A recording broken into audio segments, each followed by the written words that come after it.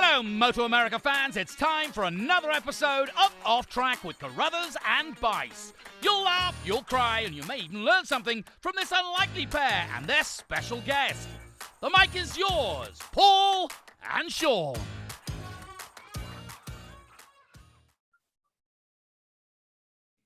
Well, good day, MotoAmerica fans. This is Paul Carruthers, and this is Off Track with Carruthers and Bice. It's MotoAmerica's weekly podcast. We do them at the races when we have races, and we do them from our homes when we don't.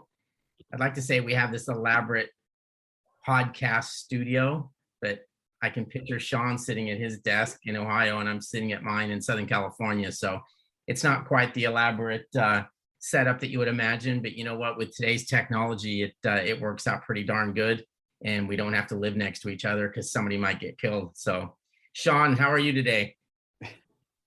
I'm good. I'm actually sitting at my counter in the kitchen. That seems to be my place to be. For some reason, I spend most of my time out here. I think it's because it's closer to the Diet Mountain Dew in the refrigerator. So, you know. Yeah, I mean, that makes sense. I'm not that far away from the refrigerator, but sad to say, my refrigerator is pretty empty right now, so it's not doing me much good. Yeah, man. So, Paul, we got riders everywhere this weekend. We had riders everywhere last weekend. We've had a couple people on social media saying, well, this is obvious that you guys don't have a long enough MotoAmerica season when these guys keep riding. And I'm like, no, it's giving our riders a chance to ride in different areas to even increase their skills even more, So I think our season is long enough. Yeah, I think it's awesome. It's it just makes it fun. I mean, we get to keep going with our season a little bit without, actually doing it. I mean, we get to kind of live through them, and we've got a couple of guys, 3 guys in Australia and some guys in England this weekend. So it's kind of cool. It keeps us involved in watching motorcycle stuff, and I really like when MotoGP is in Australia. I mean, if you live on my side of the country in that time zone, it's pretty cool because we're actually watching the stuff in the evening, 8, 9 o'clock, right, 10 o'clock at night. And normally, like when they're in Europe, I'm up at 5 in the morning trying to watch the stuff, and it makes it a little more difficult. And I just like to watch it live. I don't know why. I get a little antsy, and I like to watch it live rather than on delay. So, but it's it's all good. I'm stoked. I hope the guys do well in England. I know the guys in Australia are going to do good, and it makes it, and it's cool. But at this point, why don't we, I'm going to introduce today's guest. She hasn't been on the show since April, which kind of surprised me because it seems like we just talked to her, but I think we've just been talking to her so much in press conferences at the races, and you did some stuff with her, from Portugal. But anyway, our guest today is Kayla Yaakov. And I mean, if you think about it, Sean, not too many people had better seasons in 2022 than Kayla. She sort of turned into a real star of our series. She won 4 races, including her first in race 2 at the Ridge, and kind of off she went from there. She scored 3 more wins and 11 total podiums. She finished 3rd in the championship and only 8 points out of 1st. And then, she comes home and she takes off and goes to Portugal and makes us look great by doing so well in a Yamaha Cup race over there. And then now she's at Daytona. So she's obviously a girl that can't get enough of motorcycle racing.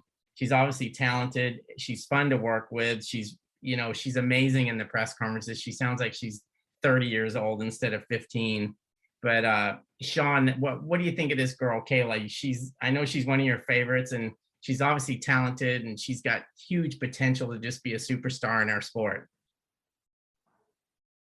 Yeah, she's been one of my favorites for a long time. I remember so much when she was younger, when I didn't know her and never met her, when I used to see these videos of her riding around her turn track, which I think, as I recall, is paved and has elevation changes right where she lives in Biglerville, Pennsylvania, which is right near Gettysburg. So I've always been a fan of hers and was looking forward to her. I remember distinctly her walking around the Ridge Mini Cup track with Roger Hayden, and she was walking, and Roger was walking beside her, and she had her hands up in a handlebar position, and she was going into that little, almost like that mini corkscrew that they have on that Mini Cup, which is identical to their big track. I remember Roger was actually kind of struggling to keep up with her a little bit as she's zooming around on her two feet motorcycle there. So it was good stuff, but she's a terrific young lady for sure. I'm excited to talk to her.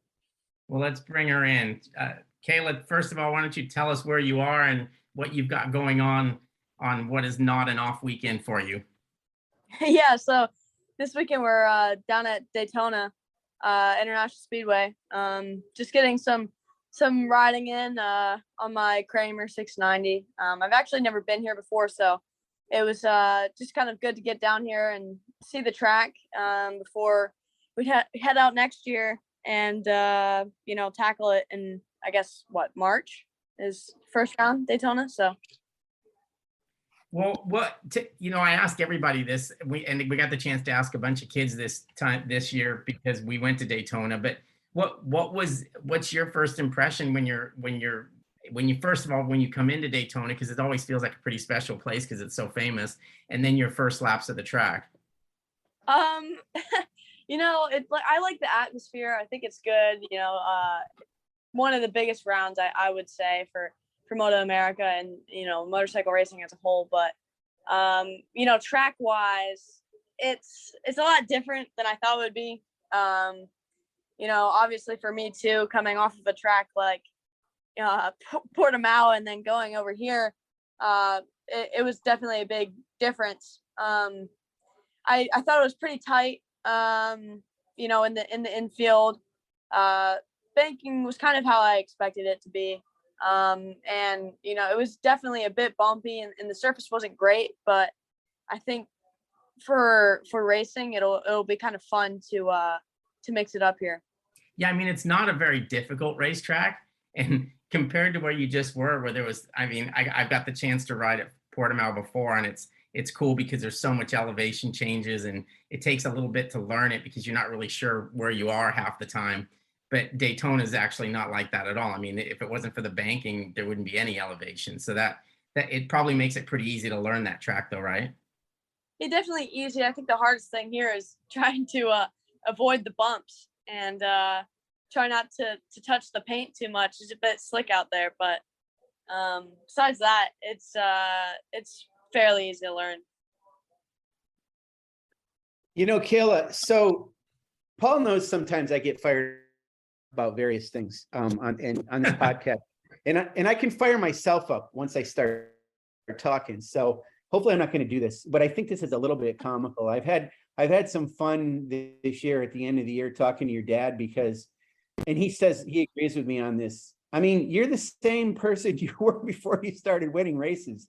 And of course, you're getting a lot more notoriety and attention now, but you're the same person. You had that same potential. And I know it's results that make a difference all around the world and certainly, in racing or anything else. But I just kind of laugh because, the last time we talked to you, it was after that one weekend that was kind of a weird situation for you. And then after that, you took off and you started winning. And there's this thing about once you break through that winning thing, you kind of do more of it. Every rider seems to be able to do that. And I remember the other rider that runs that 31, who you spent time with last weekend at Portimao, and it was Garrett Gerloff. Once he got that first Superbike win, he started winning a bunch of them in MotoAmerica. So it's just funny how you're the same person, right? I mean, you're no different, and you had the potential before and you still have it now.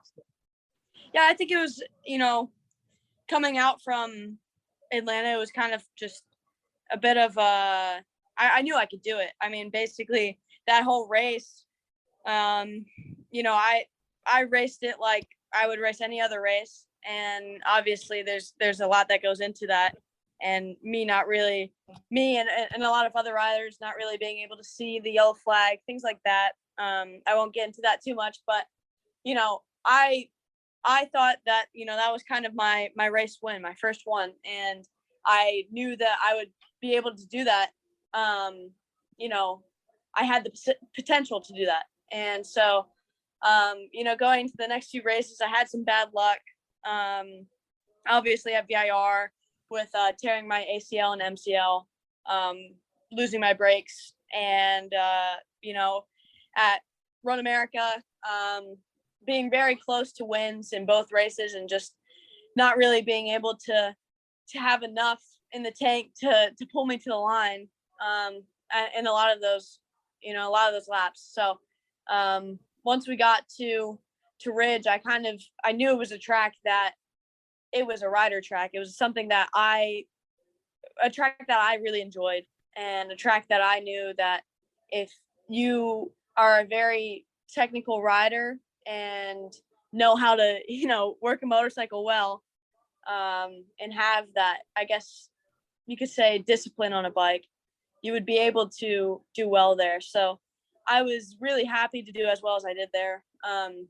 And a lot of help from Stoney and Rocco Landers, the whole Landers racing guys, all of them over there. Their entire family is just amazing. But, they really helped me out and get us to where we were from there on out. And like you said, once you kind of get that first taste of what it's like to win, you want to keep doing it. Let's talk about your knee. It's a common, it's a difficult but it's a common injury in the NFL among these big guys that are running backs or whatever, any position you can kind of have this happen. Generally, they'll blow an MCL and ACL. It sounds like, I think you did both your MCL and your ACL. And if you want to reveal this now, I don't know if you do. I'd heard earlier in the season, but I didn't spread any news around about it because I didn't want to affect your gamesmanship at all. But I've heard the rumor that you possibly are not going to have any surgery on it. You're just going to leave it as it is. And what's the situation on that? Yeah. So, going into MotoAmerica, we had talked to a couple of different surgeons and, I guess you could say, knee experts about what I should do and how, difficult it would be. And after talking and getting many opinions, we kind of decided that it would be best to leave it as it is and kind of just power through it. I mean, I talked to a bunch of people in, the medical world, I guess I should say, and they've all really told me that it's not an urgent surgery. I'm still growing, and to go into a major surgery like that, I would be out for, 8 months. And that's full recovery time. So it's one of those decisions where it's really hard to make. And obviously we're going to put my safety first and look to my future and how it'll be then. But they said, as long as my knee keeps getting better, I should be fine holding off surgery. And, I'm right now in intense physical therapy and working on getting everything else around those areas very strong so that it's a lot easier for me to use. And, really after, I should say, MotoAmerica, I had no issues with my knee. I was, it felt pretty good. And even now, like I usually don't feel the knee unless like my pegs are too high on the bike. That's kind of something we struggled with at the beginning of this track day weekend, whatever, here in Daytona. My pegs were too high and it was kind of bending my knee too much and it caused a bit of discomfort. But besides that, I really don't feel it. And we're probably going to hold off for a little bit. I don't know if he mentioned it to you or not, but and this is the last thing I'm going to say about that yellow flag incident, because I don't think anybody wants to think about it. But did you know, I don't know if Wayne Rainey ever mentioned to you that a similar situation cost him a Superbike championship. He likes to remind us all of that when something comes up about a yellow flag, but he also got disqualified, and that's what ended up being the difference between him winning another Superbike championship or not. So he doesn't look too favorably upon the yellow flags, and I think he felt for you more than probably anybody. Yeah, I mean, I actually haven't heard of that one. I bet my dad would remember something like that, but right. It is what it is. You can't go back on it. But yeah, I would understand his pain, especially if it's like a championship and stuff and something like that. But yeah. Okay, so I already mentioned that you won 4 races, and obviously your first one at the Ridge was probably the most special, but I think you might have said this, you might not have, or maybe it's just me thinking it, but I sort of believe that your last win of the year was probably your best at Barber. Is that Is that accurate? Or which one was your best win as far as you're concerned? I would either say Brainerd or Barber. I feel like both of those had really strong emotional connections for me. I feel like Ridge was very bittersweet because it was nice to get the monkey off my back, but it didn't feel like my first win, and it felt as like my first one was really kind of taken away from me. And so that one wasn't as good. I mean, it was a good ride, but I just wasn't really as happy as I thought I would be. Going to Brainerd, you know, with everything that went on that weekend with Scott, it was something that I really wanted to do, to go out and win for him and his family. And I was really happy to get that one done. That was one of my smartest rides, I think, all season. And I really did exactly what I wanted to do, and stayed out of trouble.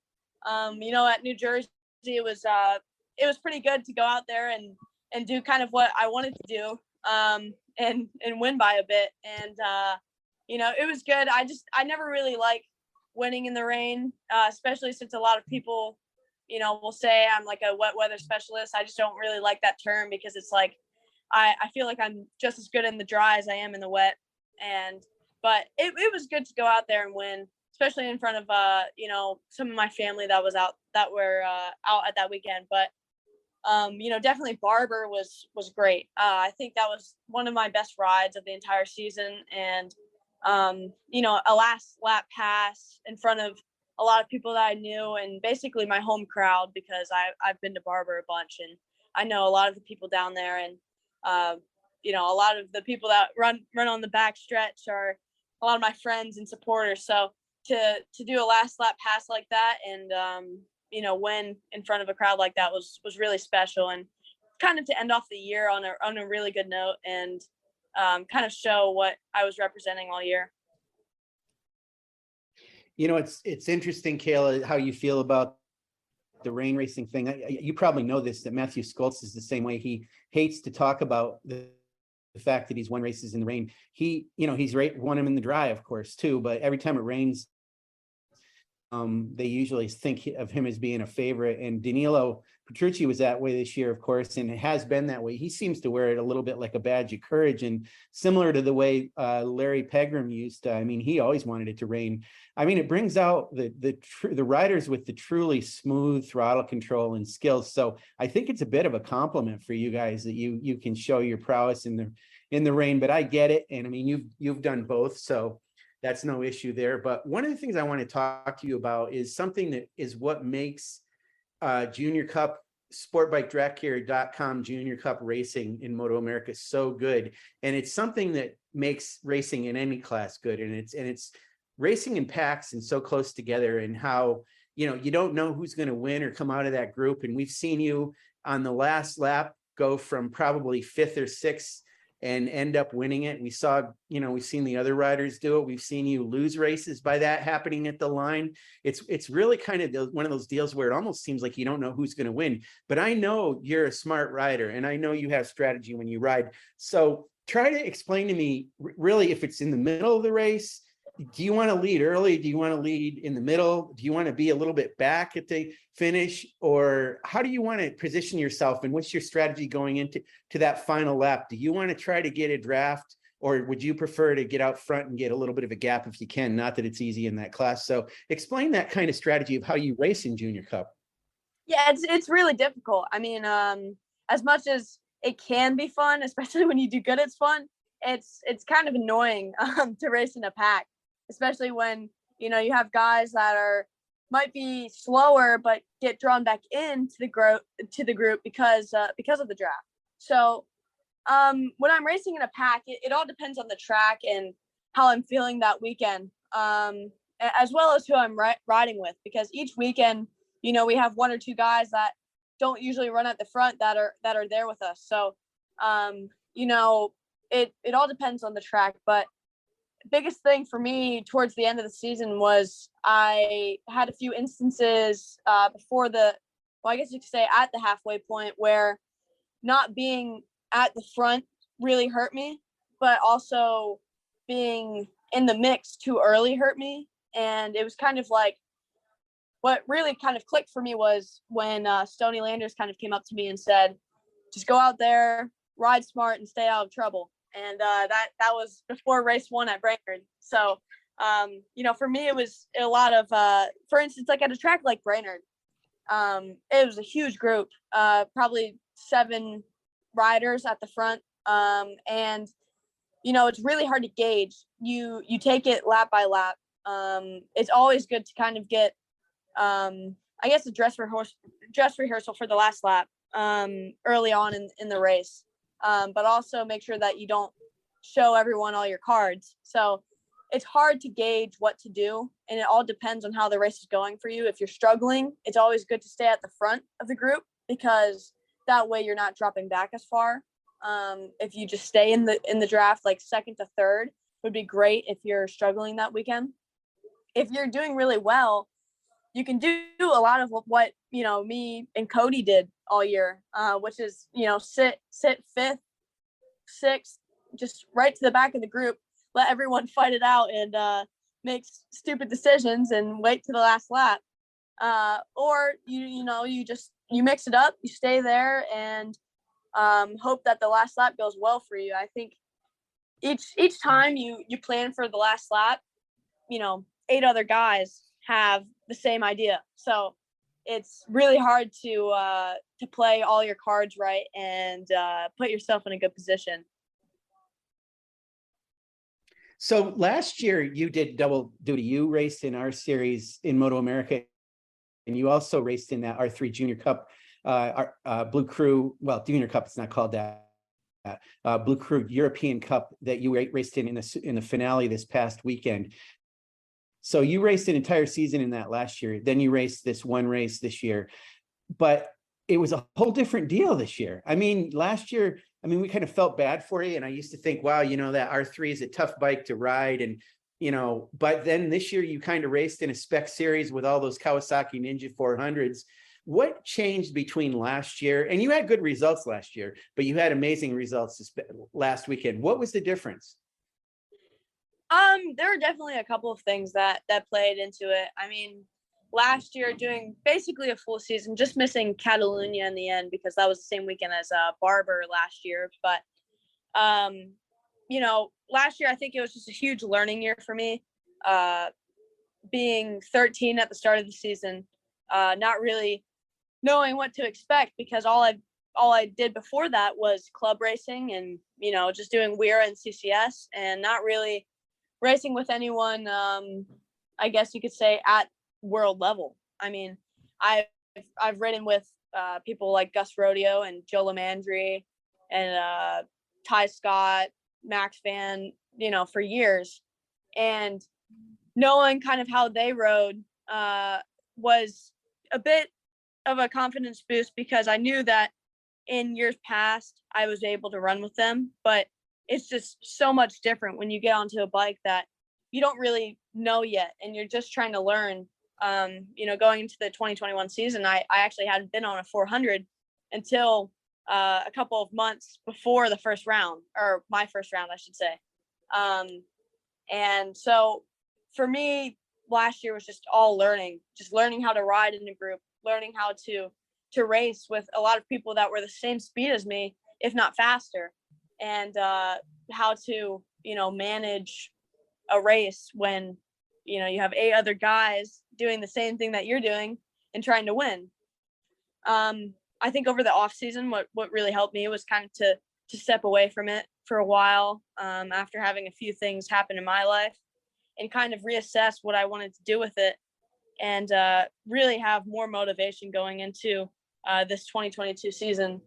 And I was able to really work on my riding. The Altus Motorsports guys did a great job of getting us out there and training. But, just a huge step in my riding over the off season. And I'm just thankful for everything I've gotten through it, and all the people that have been supporting me throughout this season and the season prior.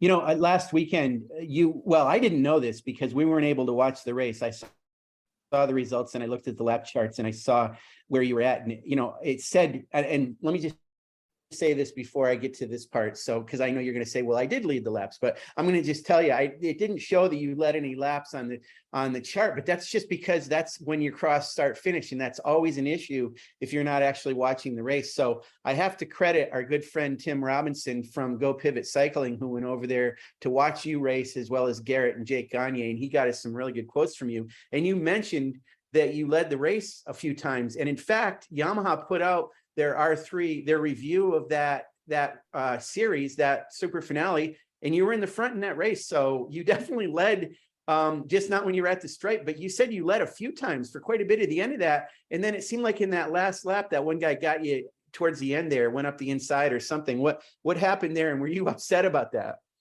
Yeah, so race one was good. Definitely didn't expect to be in podium contention. And just going into the last corner on the last lap of the first race, I had a few rear grip issues throughout the race. I feel like just the tires were overheating a little bit.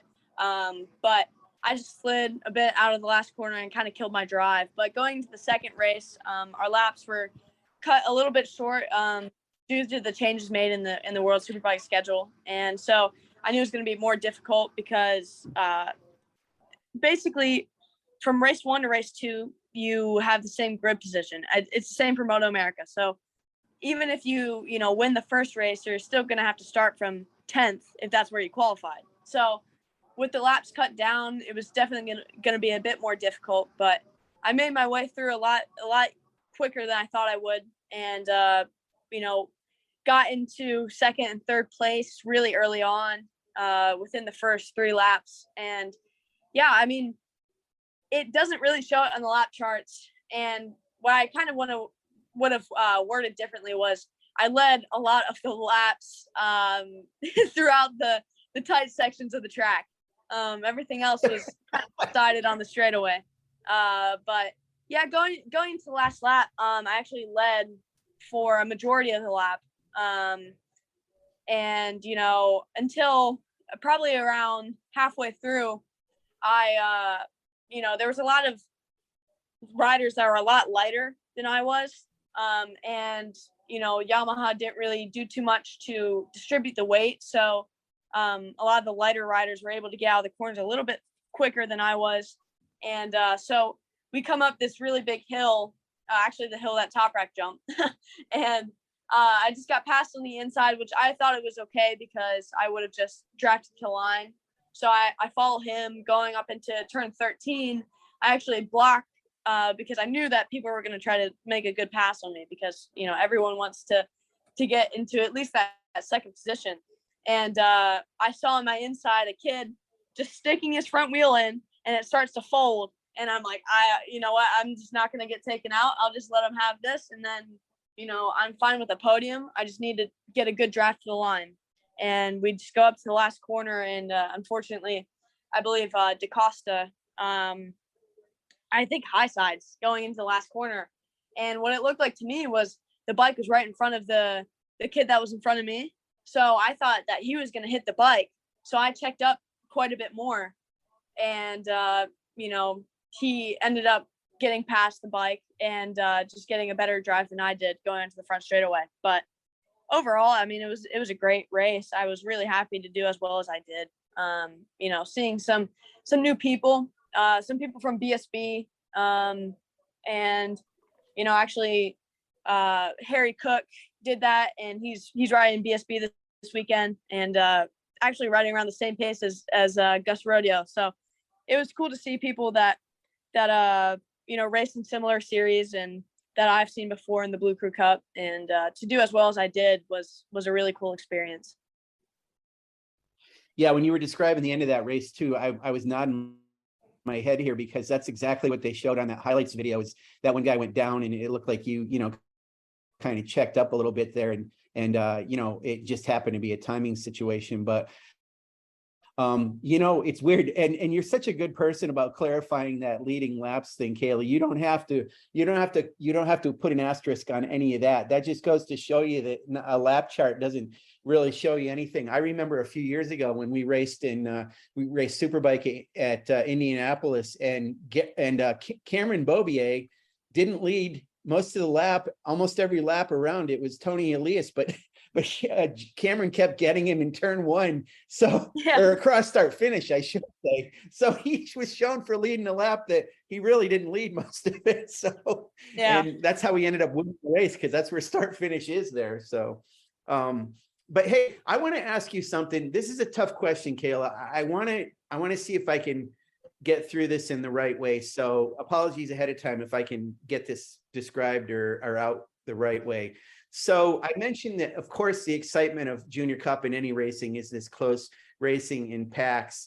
And we know what happened with the fact that your second race was shortened at Portimao because what happened to Victor there. And it's been a tragedy that's happened in these lower junior classes. I shouldn't say lower, these junior classes, entry-level riders or younger riders. And a lot of people have been trying to figure out what to do with that situation. And I've even heard people say, well, a lot of the issues are losing the back end coming out of a turn. So maybe they need to have traction control on the bikes or something.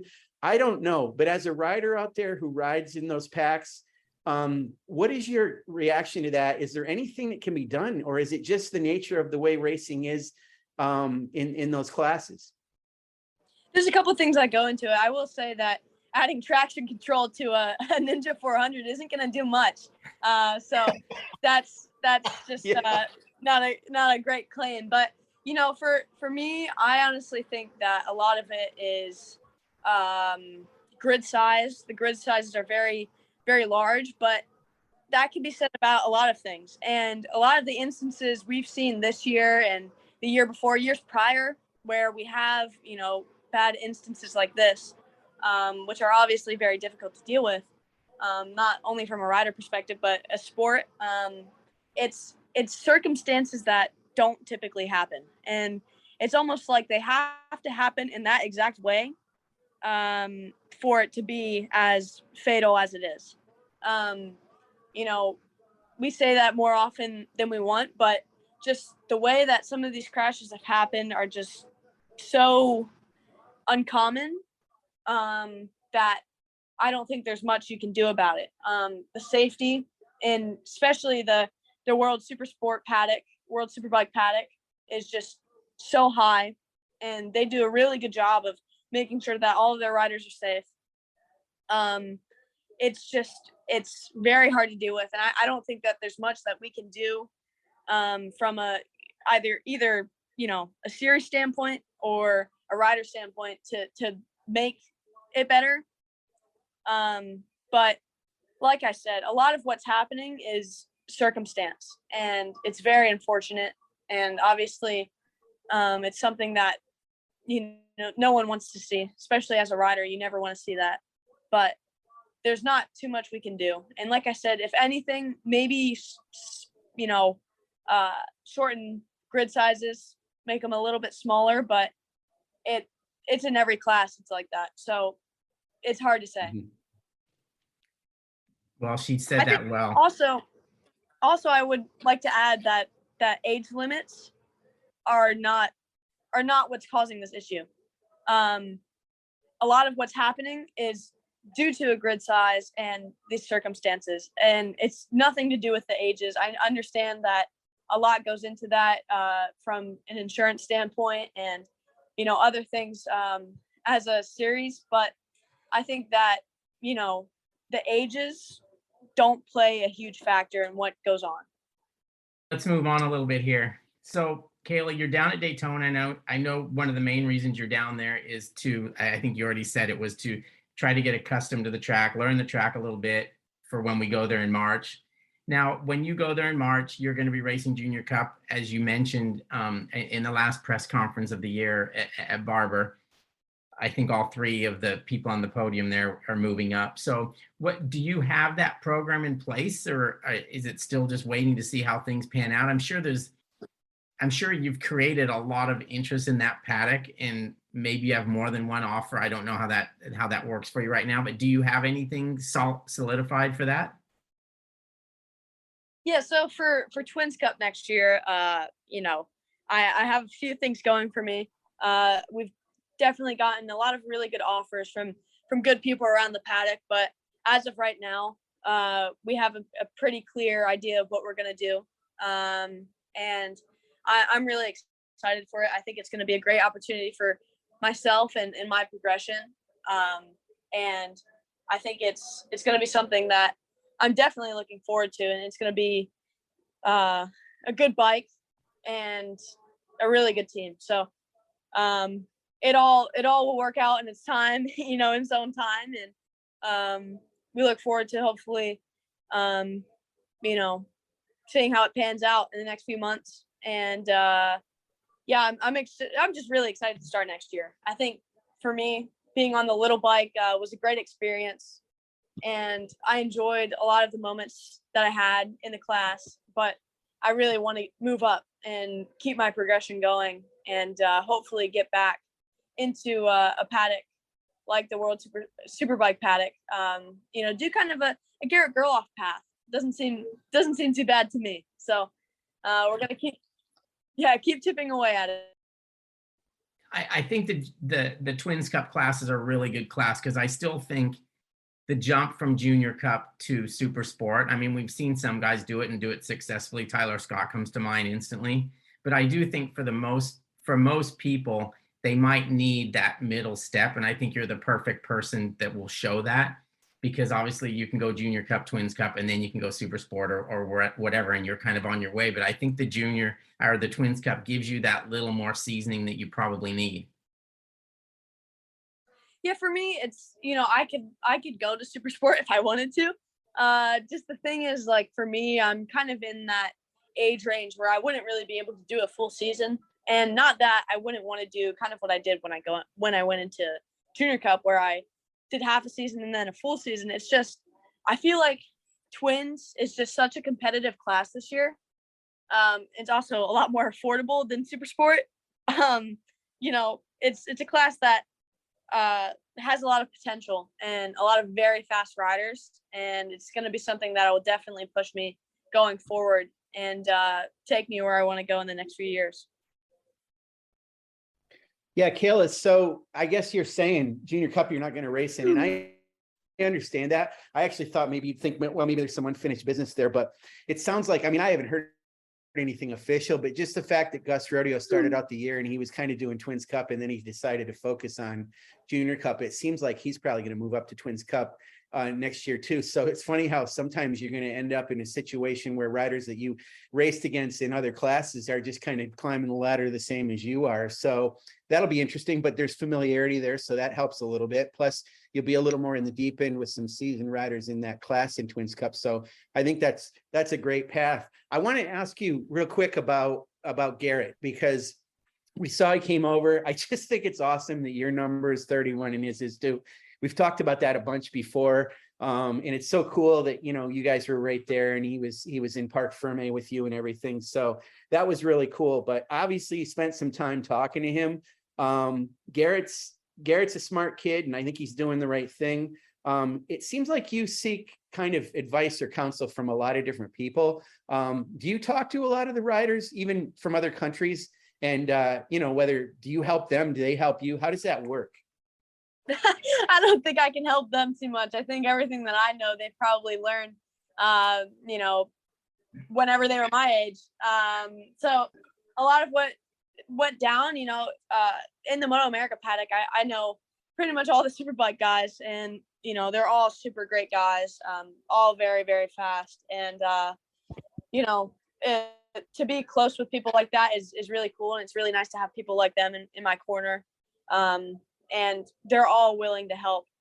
So if I ever had a question, they'd be willing to lend me a hand. And, to see Gagne over there this weekend was a really cool thing too, because I've talked to him a couple times this season. And then going to the World Superbike paddock, with doing Blue Crew last year, I met a lot of really cool people, and, Garrett being one of them, but also Top Rack,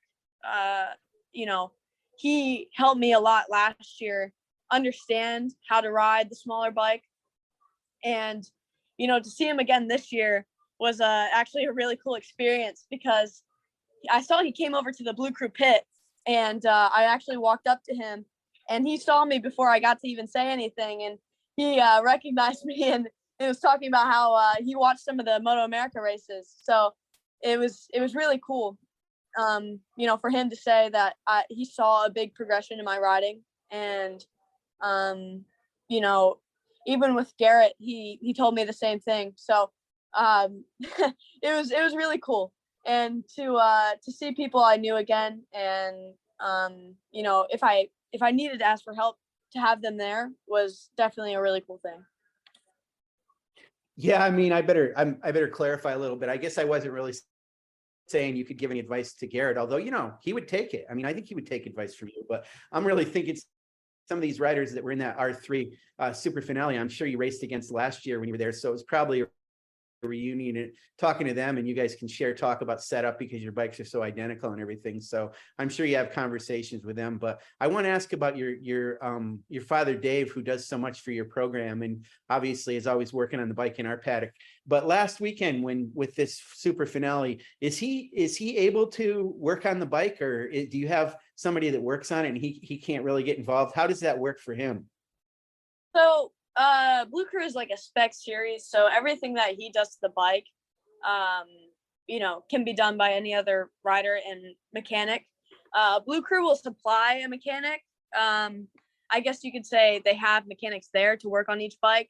It's not really one mechanic to a certain bike. It's just kind of like they make sure it's everything that the rider wants, so that if they don't have a parent there to help them, they're still covered. So for my dad, you know, he's kind of yeah, I guess you could say a control freak, but in a good way, to a lot of my racing, and you know, made sure that we got the bike set up exactly how I wanted it to be.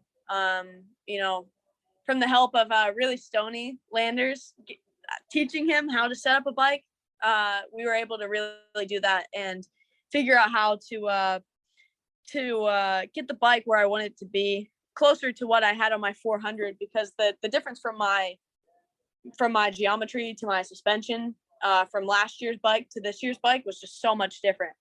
And you know, even Chuck from Westby came over and helped us out. So it was really cool. And you know, for him, he was able to relax a little bit more, but I'd say he was still running around the paddock and fixing my bike up. Well, that's good. He wouldn't be your dad if he wasn't doing that. He's always seems to be doing something when we watch him. But you know, one more question for me, and then we're going to wrap. So I wanted to ask you about basically, so you're going to move up next year. Your situation, you're definitely on an upward curve, and I assume it's World Superbike, it's MotoGP, whatever you want to do. Your pathway is pretty open-ended at this point, right? I mean, you want to race on the world level. You're already doing that, but as you advance, you want to keep going with your program, right? Yeah, definitely. I mean, where we get opportunities, you know, obviously we're open for new challenges, and I think for me, the clear path and what I want to do is all based on my progression and what we see as my end goal. And right now, you know, like I've said, I like the path that Garrett took to get to the World Superbike paddock. I really like that path a lot. There's a couple other things that we have in mind, but that's kind of the way we're looking right now. And as long as I keep progressing and getting faster, I think that's definitely a possibility for me. Yeah, and you know, that underscores something that we started the podcast with, and I want to go back to the comment that person made about MotoAmerica's season ending too quickly, because obviously these riders want to continue racing. Well, in some ways, I am assuming that our season ends in a way that gives you guys opportunities. I mean, you were able to do that Junior Cup Super Finale. Not that you wouldn't have been able to. Maybe it would have been an off weekend for us, but you're doing Biketoberfest in Florida. It gives you a chance to kind of get out there and do other things. What's your comment about our season ends too early? Are you okay with it so you can do other things, or what? I mean, it depends on the year I've had. You know, sometimes you want the season to last longer. Sometimes you want it to end right there.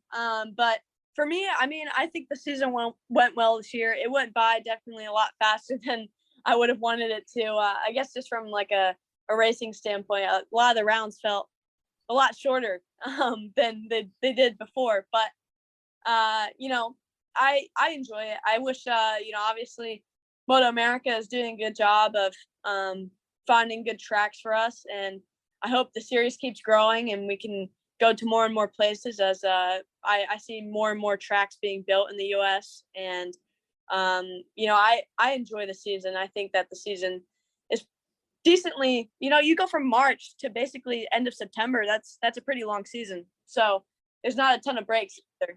So I think it's good, and it does leave you some room to do some wild cards and to do what, you know, me, Gus, Maz, you know, Brandon Posh, stuff like that. You know, it gives us an opportunity to go out and have fun and do some stuff that we usually won't be able to do. That's right. That's right. So, okay, we'll wrap up here, but I want to say, so Paul put out some information about our changes in our series for next year. So take a look at that. The biggest thing is that there's going to be a second bike in every class, which is a big deal. So if there's crash issues, you can put a different bike. As if the frame is beyond repair, you can put a different bike into the show, and you won't have to be without a ride. So that's a cool setup, and that applies to all of our classes. And we know we've been talking about the schedule for a while. I know Kayla wants to see the schedule too. And Paul tells us, right, Paul, that it's on the verge of being released. We'll probably maybe next week, Paul. Is that possible? Yeah, I think next week's very possible. It's close. I would say I have some insight about what might be going on next year, but for the people that listen, it's gonna be very cool all year round. Oh, good. And so you like what there is? I like it. I think the biggest thing for me with you know, VIR is like, you know, it's fine, and I understand like it's kind of like that schedule thing, but you know, I had some bad luck there, so I won't mind not going back there, but hey, it's okay. Well, yeah, I've obviously seen what I think is going to be the final schedule, but again, we're still kind of waiting on a few things, but it should be okay. But yeah, I think it's going to be I think it'll work out well. I don't think we're going to get too many complaints. And next week is the goal. Yeah, so you guys stay tuned for that next week. Paul said it's going to come out next week, so if it doesn't, talk to Paul about it. Yeah. Anyway, Kayla, Kayla, thank you for being on with us. There isn't a question we can ask you that we're going to ever be able to stump you on. Your answers are always heartfelt and very thoughtful. So it's great to get the insight from you on all kinds of subjects relating to racing. So keep what you're doing. And as I said, you're the same person you were before for all these great results. And we love you for that. So thanks for being on with Paul and me. Yeah, thanks, Kayla. Yeah, I appreciate you guys listening to my rambling about motorcycles. No, you're awesome, and good luck down there this weekend, and stay safe. Yes. Yep, I appreciate it. All right, bye guys.